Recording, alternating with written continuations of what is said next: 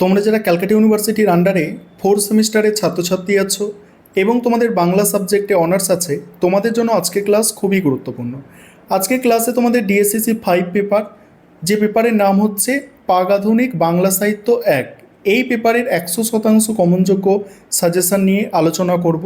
তার আগে তোমরা সিলেবাসটা একটু দেখে নাও। তোমাদের মডিউল 1-এ থাকছে বৈষ্ণব পদাবলী, সেখানে যেগুলো আছে তোমরা দেখতে পাচ্ছ বৈষ্ণব পদাবলীর মধ্যে। মডিউল 2-এ হচ্ছে চণ্ডীমঙ্গল কাব্যের প্রথম খণ্ড এবং চণ্ডীমঙ্গল কাব্যের প্রথম খণ্ড মুকুন্দ চক্রবর্তী।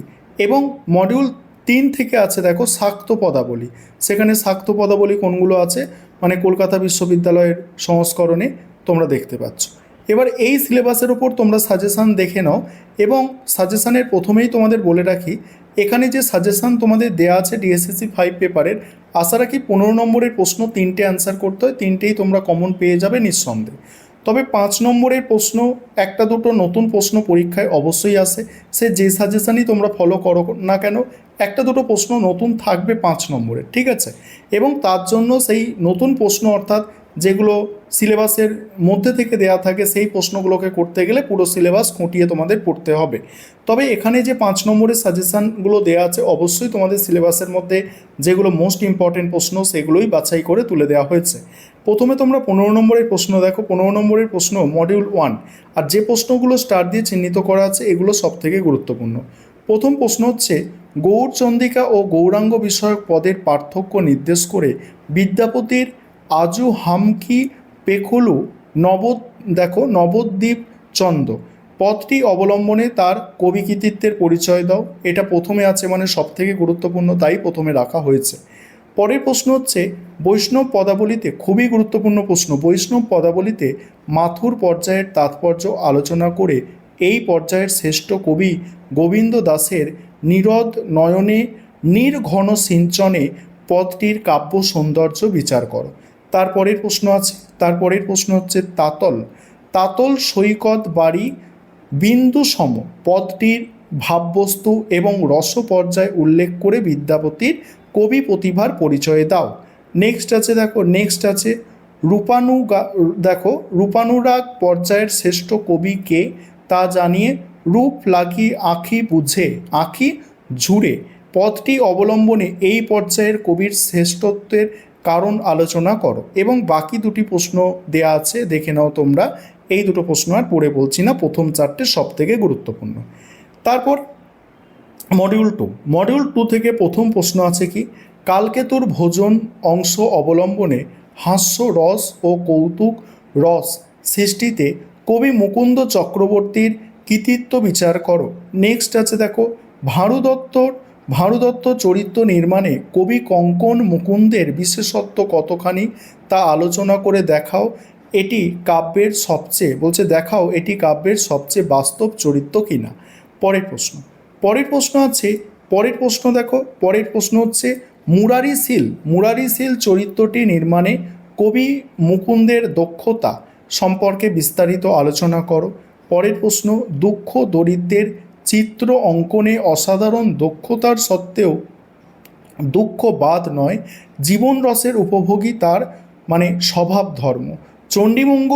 চণ্ডীমঙ্গলের পাঠ্যখণ্ডগুলি অবলম্বনে মন্তব্যটির তাৎপর্য বিশ্লেষণ করো। তারপরে কি আছে দেখো, চণ্ডীমঙ্গল কাব্যের প্রথম থেকে নবম খণ্ড অংশের কাহিনী অবলম্বনে মুকুন্দ চক্রবর্তীর সমাজ সচেতনতার পরিচয় দাও।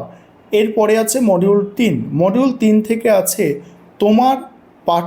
তোমার পাঠ্য পদগুলি অবলম্বনে কমলাকান্ত ভট্টাচার্যের কবি প্রতিভার পরিচয় দাও এবং শাক্ত কবি হিসাবে তার প্রতিভা মূল্যায়ন করো। নেক্সট হচ্ছে দেখো, শাক্ত পদাবলীর আগমনী ও বিজয় পর্যায়ে মেনকার উৎকণ্ঠা ও বাৎসল্য রসের যে শ্রেষ্ঠত্ব ধরা পড়েছে তা পাঠ্য পদগুলি অনুসরণে আলোচনা করো। নেক্সট হচ্ছে, শাক্ত পদাবলীতে ভক্তের আকুতি পর্যায়ে কবিদের ভক্ত ও দেবীর ওপর একান্ত নির্ভরতার প্রাধান্য পেয়েছে, পাঠ্য পদগুলি অনুসরণে বিচার করো।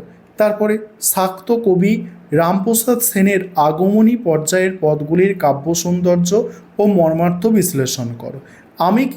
আমি কি দুঃখেরে ডরাই, কমলাকান্তের এই পদটি কবির যে আত্মবিশ্বাস ও ভক্তি ভাবের পরিচয় মেলে তা বিস্তারিত আলোচনা করো। মা আমায় ঘুরাবে কত, রামপ্রসাদ সেনের এই পদটিতে ভক্তের যে আরতি এবং সমকালীন সমাজ বাস্তবতার ইঙ্গিত রয়েছে তা আলোচনা করো। এবার 5 নম্বরের প্রশ্ন দেখো। 5 নম্বরের প্রশ্ন মডিউল 1 থেকে কি আছে দেখে নাও। মডিউল 1 থেকে আছে যে এ ঘোর রজনী মেঘের ঘটা পদটি অবলম্বনে রাধার অভিসার যাত্রার বর্ণনা দাও। তারপরের প্রশ্ন আছে কণ্টক গাড়ি কমল সমপদতল পদটির রাধার যে কিচ্ছ সাধনের চিত্ত ফুটে উঠেছে তা সংক্ষেপে লেখো। কি মোহিনী জানো বধূ, কি মোহিনী জানো পদটির মূল সুরটি সংক্ষেপে আলোচনা করো। বাকিগুলো তোমরা দেখে নাও, মোস্ট ইম্পর্টেন্ট যেগুলো স্টার দিয়ে চিহ্নিত করা আছে।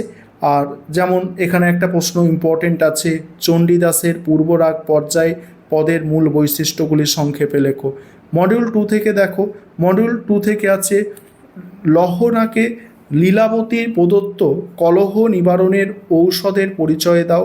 তারপরে দেখো মোস্ট ইম্পর্টেন্ট প্রশ্নগুলো দেখো স্টার দিয়ে চিহ্নিত করা আছে, দেখতে পাচ্ছ। এবারে মডিউল 3 থেকে দেখো, মডিউল 3 থেকে যেগুলো করবে দেখে নাও। মডিউল 3 থেকে এগুলো আছে 5 নম্বরে স্টার দেওয়াগুলো অধিক গুরুত্বপূর্ণ। আর এটা ছিল তোমাদের সিলেবাস, ঠিক আছে, এটা ছিল তোমাদের সিলেবাস।